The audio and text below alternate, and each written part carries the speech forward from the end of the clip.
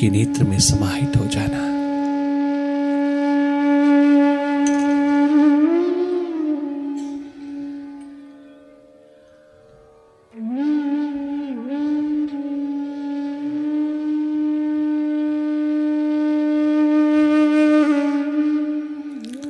पलकें मूंदते ही भीतर जो दिखाई दे रहा है, जो भी दिखाई दे रहा है, उसे देखते रहना।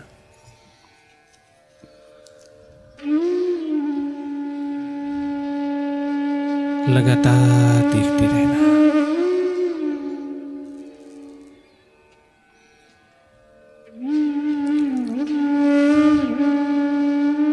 Be seer, be witness, be observer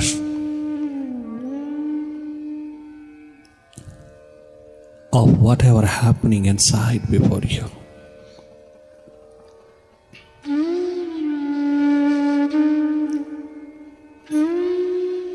Simply look.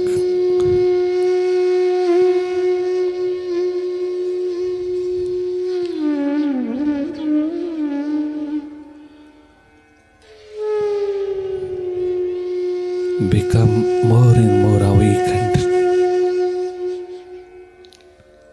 towards the mind.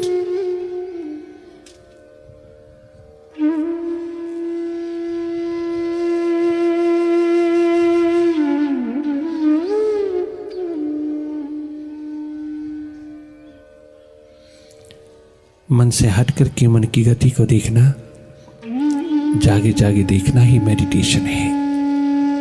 मन को हटाना नहीं, मन को रोकना नहीं, दबाना नहीं, कहीं जोड़ना नहीं, मन के प्रति कोई प्रयास नहीं करना। भीतर के अंधेरों को दूर करने के लिए कोई किसी प्रकार का यत्न नहीं करना, कछु करना नहीं। भीतर की यात्रा पर तुम शांत मौन मुदित अवस्था में प्रतीक्षारत रहना, अर्थात केवल देखते रहना।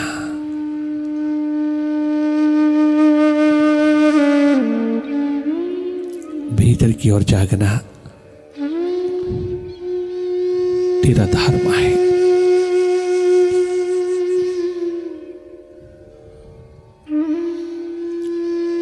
संसार के प्रति बहुत जागे हैं हम, किंतु भीतर पूरी तरह सो गए हैं।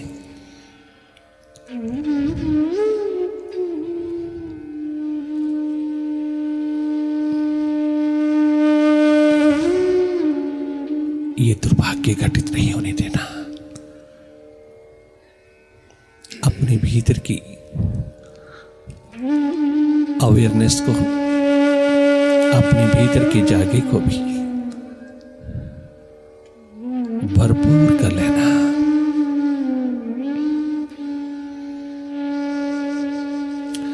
दोनों ओर जागे रहना। भीतर जागना बहुत जरूरी है। मन की गोदी से, मन के हिप्नोटिज्म से, मन की सम्मोहित स्थितियों से स्वतंत्र होना बहुत आवश्यक है।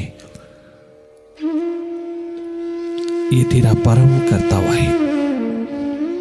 इसे पूरा करना, इसे फुलफिल कर लेना। भीतर की ओर जागी रहना।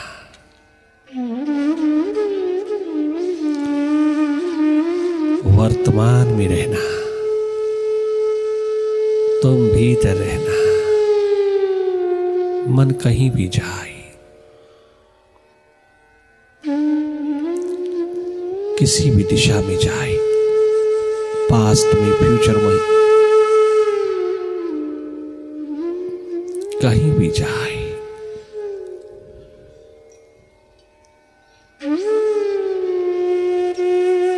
let it go anywhere it likes, but you have not to accompany it.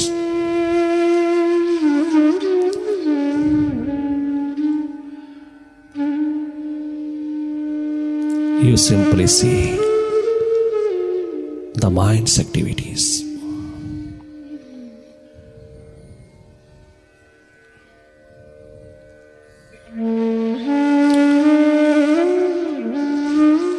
पल पल मन बाहर की ओर जाता है, बीते हुए कल में आने वाले कल में विचरता है, अपने साथ ले चलता है। हम इतने आइडेंटिफाइड हो जाते हैं, हम इतना तादात्म्य हैं, मन के साथ रख बैठते हैं कि तनिक मात्र भी डिस्टेंस नहीं रहता। परंतु जब याद आती है अपने स्वभाव की, तो वापस लौटना, तुम शिवनेत्र होकर के देखती रहना। जो जो दिखाई देता है वो सब मन का खेल है, परंतु जो देख रहा है, जिसको सब दिखाई दे रहा है, भीतर की तल पर घटित होता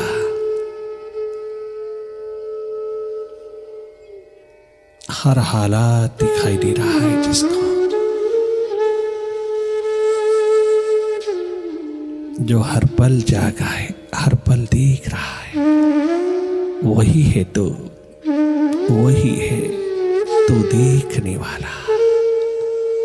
उस और उतरते चले आना, उस और बढ़ते चले आना, उसी में स्थित हो जाना।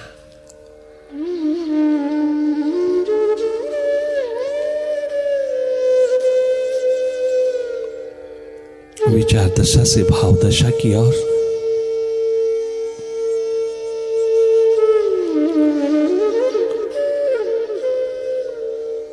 और भाव दशा से भावातीत की ओर,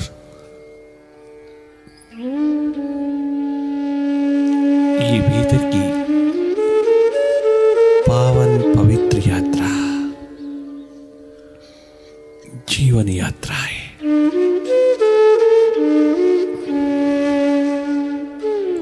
अज्ञात की यात्रा है।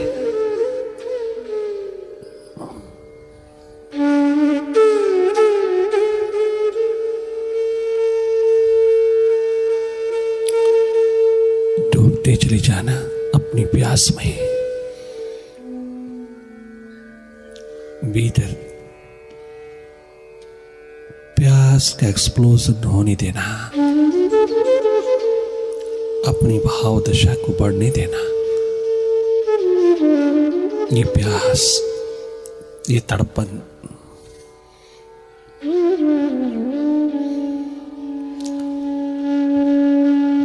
ये हृदय की प्यास प्रार्थना बनकर के उठी।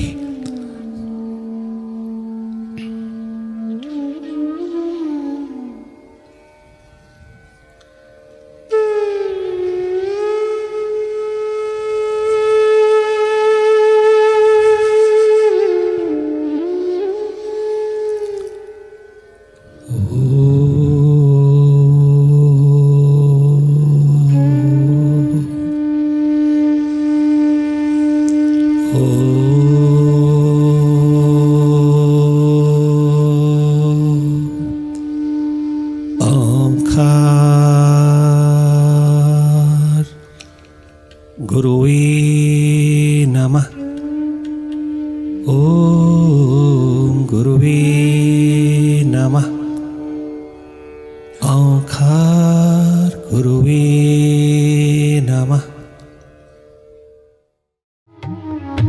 मेरे सद्गुरु मुझको देना सहारा, कहीं छूट जाए ना दामन तुम्हारा।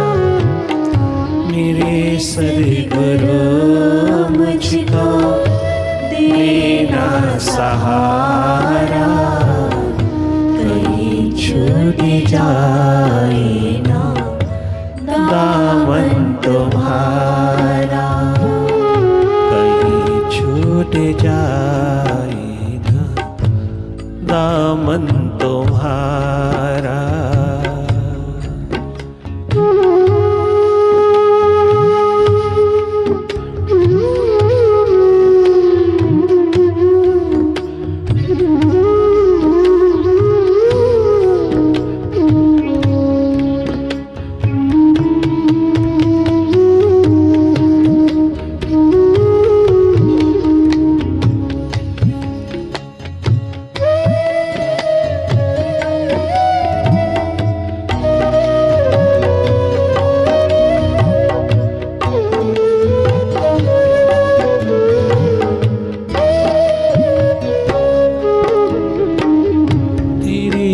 रास्ते से हटाती है दुनिया, तेरे रास्ते से हटाती है दुनिया, तेरे रास्तों से हटाती है दुनिया, तेरे रास्तों से हटाती है दुनिया।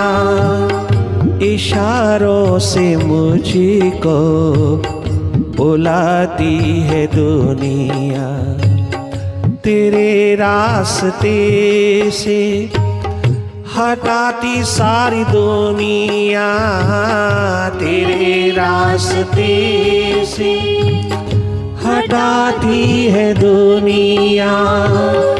इशारों से मुझको बुलाती है दुनिया, ना देखूं मैं जग का इशारा, ना देखूं मैं जग का इशारा, कहीं छूट जाए ना दामन तुम्हारा, कहीं छूट जाए ना दामन तुम्हारा।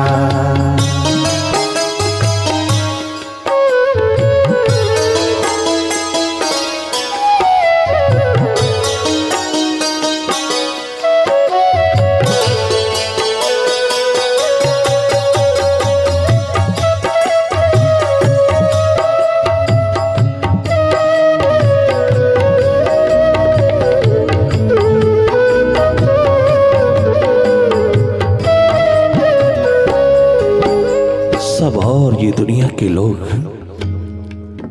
अशांति की जिंदगी जीने की एकमात्र दिशा देते जाते हैं। जिस और अशांति ही अशांति है, जिस और दुख ही दुख है, पश्चाताप ही पश्चाताप है। भले वो आज कितने भी सुंदर सपने लगते हैं, कितने प्यारे प्यारे सपने लगते हैं, भले वो आज कितना भी आकर्षण रखता है, परंतु परिणाम स्वरूप में अंततः पश्चाताप के बादल हैं, मंडराए चले जाते हैं। हर पल हर घड़ी एक पश्चाताप चारों ओर अपना अंधेरा लिए खड़ा है। जब हाथ से सब छूटता, सब खो जाता, ऊर्जा एनर्जी नहीं रहती, सब और से तो खाली होता चला जाता है। एक पश्चाताप तेरे भीतर कूदता हुआ तुझको खाए चला जाता है। ये दिशा है संसार की। सब जग वाले तुझको उस दिशा की ओर देखना चाहते हैं जहां अंधेरा ही अंधेरा है, अशांति ही अशांति है, पश्चाताप ही पश्चाताप है। उस और तेरे कदम उठे तो दुनिया खुश होती है, परंतु उसके विपरीत अगर सही दिशा की ओर तेरे कदम उठे, अपनी दिशा 11वीं दिशा की ओर तेरी आंख उठे तो ये दुनिया सहन नहीं करती। पदार्थ के जगत में तो कितना भी चला जाए सहनीय है, किंतु परमात्मा की दिशा में तो एक कदम भी उठाए तो असहनीय हो जाता है। इन जग वालों के लिए वही एकमात्र असहनीय है। उस और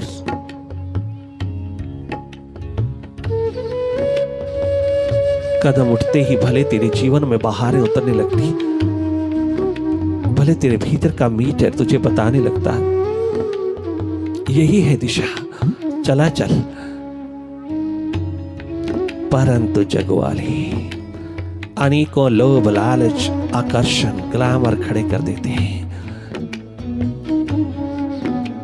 तो जग की बात छोटी सी करे, तेरा साथ देने को तैयार है। तू अपनी कामना वासना की पूर्ति के लिए कदम उठाए तो दुनिया तेरा साथ देती, परंतु अगर तू उपासना, साधना, प्रार्थना के लिए आंख उठाए तो ये सारी दुनिया तुझे पीठ कर देती। इवन बहुत बड़े बड़े प्रभु के दीवानों को भी देखा, जब घर में कोई दीवानगी में उतरने लगता है तो वो स्वयं भी उसको संसारी बनाने में लगे रहते हैं। संसार की ओर उन्मुख करने के अंदर तनिक मात्र कमी नहीं छोड़ता। वो नहीं सहन होता कि कोई घर में ध्रुव प्रहलाद पैदा हो जाए, कोई मीरा, सहजो, राबिया, इंदुमती, गार्गी, कोई मैत्रेयी, कोई सीता, सावित्री जैसी नारी, कोई राबिया जैसी कन्या घर में ही उतरे। नहीं, ये सहनीय नहीं।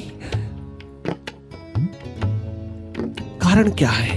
कारण एक ही है कि जब तू प्रभु की ओर आंख उठाता तो सब चारों तरफ के लोग इग्नोर होते हैं, उनकी स्वार्थपरता पूरी नहीं होती, उन्हें एक खटका, एक इनसिक्योरिटी, एक असुरक्षा की भावना घर कर जाती है कि अब हमारा क्या होगा। जैसे मृत्यु के पश्चात घर वाले सब छाती पीट पीट के रोते, यही कहते हुए सुनाई देते हैं कि हमारा क्या होगा।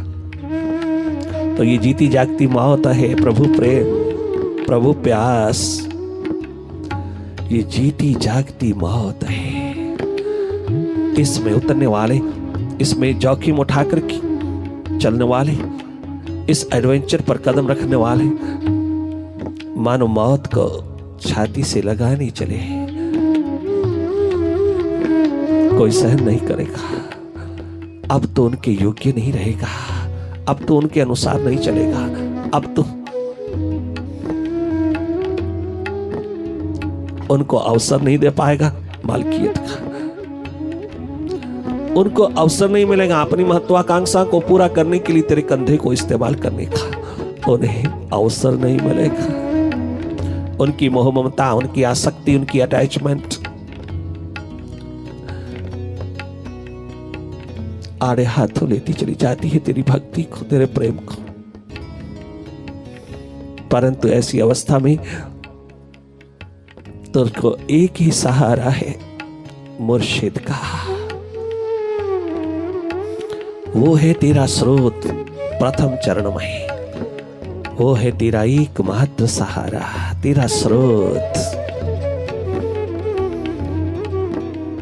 जहां से तू साहस और हिम्मत की, जागरण की, होश की, सुरती की।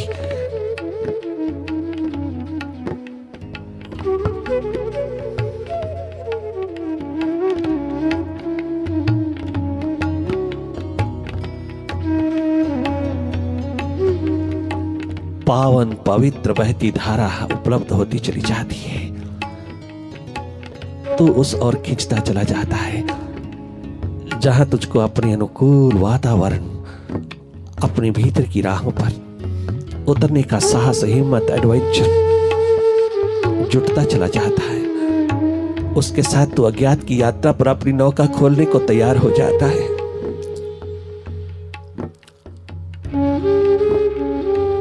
अपनी नैया को, अपनी नौका को, अपनी नाव को उस अज्ञात राहों पर उतार देता है मुर्शिद के साथ साथ।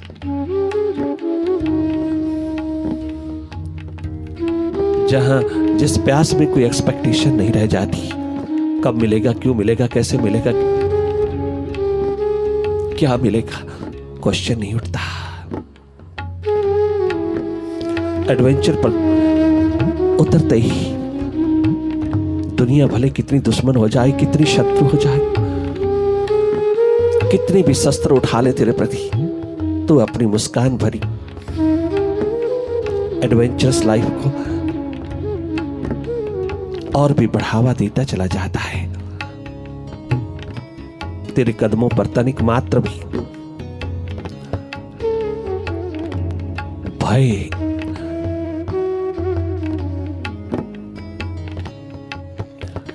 अहंकार, अभिमान, अस्मिता, आलस्य, भय इत्यादि कोई भी अंधेरा नहीं उतर सकता। तेरे हर कदम प्रकाश को चूमता हुआ उस अज्ञात की यात्रा पर बढ़ता चला जाता है। ये जीवन नौका मुर्शिद के हाथ देकर के चल देता है तो अज्ञात की राह पर कदम उठाने वाले को क्या एक्सपेक्टेशन हो सकती है? वो तो केवल एक प्यासा दीवाना ही उठा सकता है। दूसरा कहां? दूसरे के पास तो बहुत बहानेबाजियां हैं, बहुत बहुत चालाकियां और चतुराइयां हैं, बहुत बहुत बातें करने को है, बड़ी बुद्धि है, बड़ा दिमाग है, बड़ा मन का चतुराई, चालाकी, चालबाजियों का घर है। उसके पास तो बहुत कुछ है। वो कदम कहां उठा पाएगा? वो जंप कहां, कैसे कैसे लगा सकेगा? केशव चंद्र सेन जैसा महान विद्वान एक अनपढ़ अपढ़ गंवार गांव का छोरा रामकृष्ण जो परमहंस हो गए, उसके द्वार पर दुनिया का माना हुआ लर्नड पर्सन, दुनिया का माना हुआ दार्शनिक, फिलोसोफर, थिंकर, लॉजिशियन, तार्किक अपना सब कुछ लुटाए बैठा है। उस अपढ़ इलिटरेट, दो जमात फेल उस दीवाने के द्वार पर आज दुनिया का माना हुआ सुप्रसिद्ध विद्वान अपने आप को कितना अज्ञानी, इग्नोरेंट पाता है। उसके दर्पण में देखते ही वो अपने आप को कितना भद्दा नजर आता है। दुनिया का माना हुआ विद्वान आज अपने आप को कितना भीतर अपढ़, गंवार, अनपढ़ देखता, अज्ञानी देखता है। मैं निपट अज्ञानी तेरे सामने, ओ परमहंस, ओ रामकृष्ण।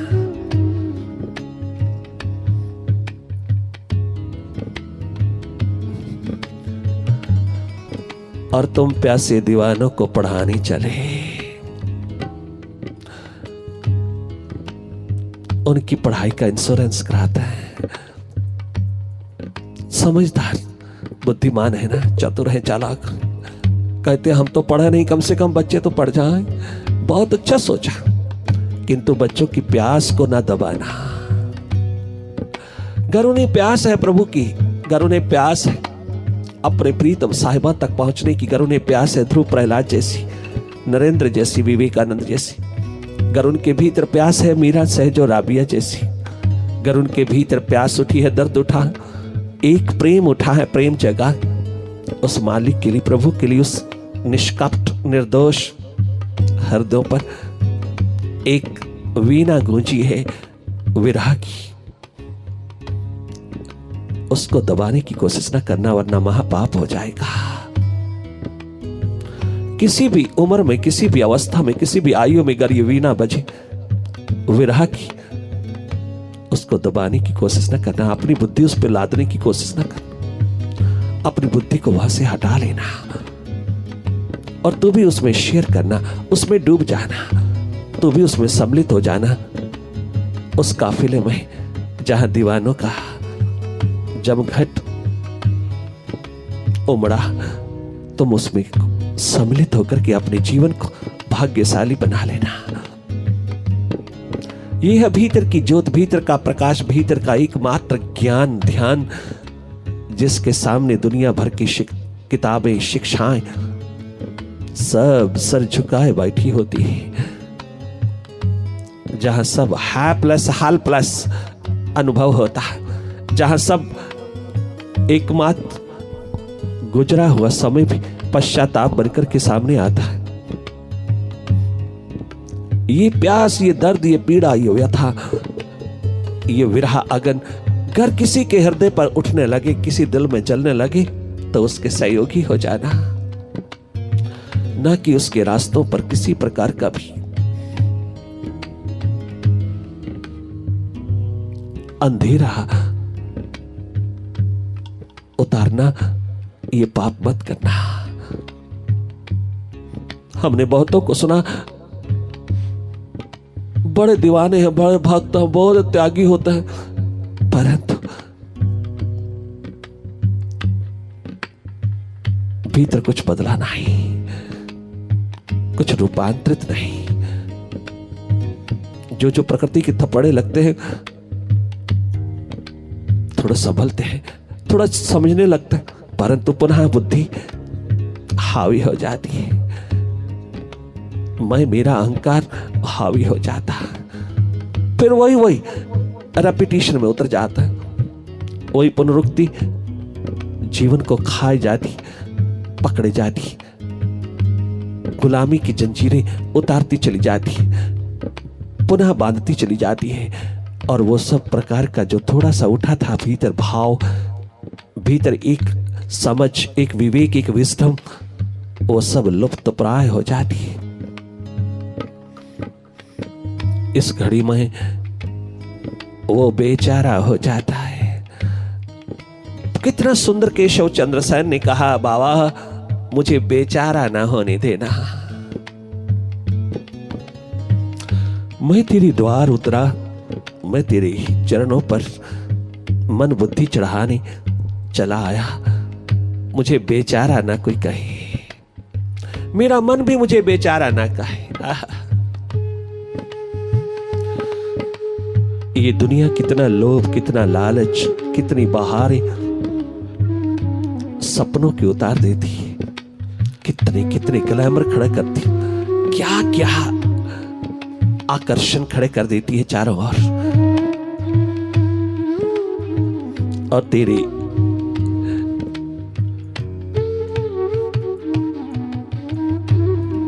सुलगते हुए शोलों को गलत दिशा दे बैठती है, अपने अनुसार चलाना चाहती है ये दुनिया तुझे। ओ दीवानी, संभल के रहना, तेरे रास्ते से हटाती है दुनिया, तेरे रास्ते से हटाती है दुनिया, इशारों से मुझको बुलाती है दुनिया, ना देखूं मैं जग का इशारा, ना देखूं मैं जग का इशारा, कहीं छूट जाए ना दामन तुम्हारा, कहीं छूट जाए ना दामन तुम्हारा, मेरे मुर्शिदा मुझको देना सहारा, मेरे वाहे गुरु मुझको देना सहारा, कहीं छूट जाए ना दामन तुम्हारा।